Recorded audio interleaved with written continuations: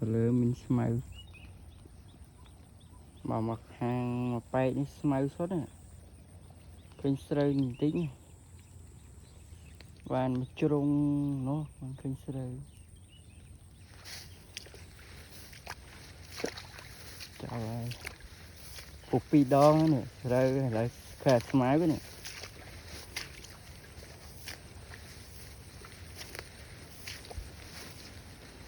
chào ơi thơm xa đấy thơm cá đấy tắc tắc đó nặng này và miền sinh tung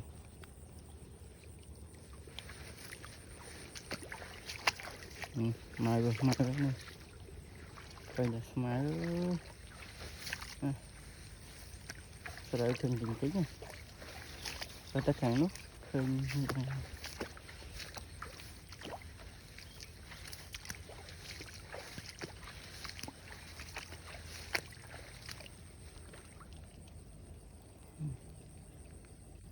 rồi còn khơi tích ra nó mày cái trang quý mày rồi như này đó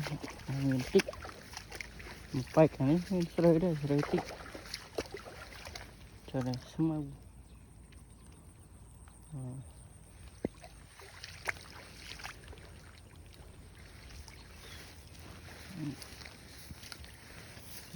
smile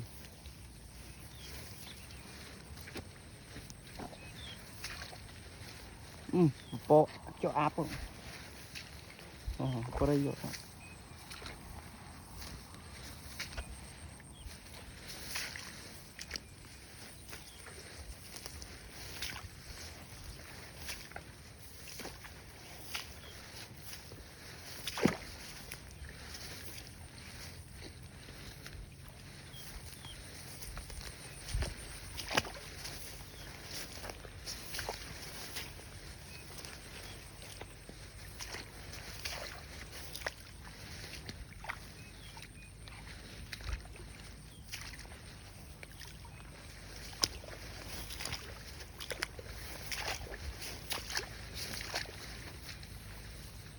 cái băng thẳng tiên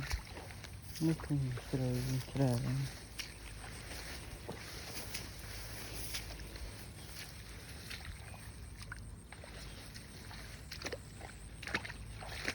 cái nhầm cái nắn này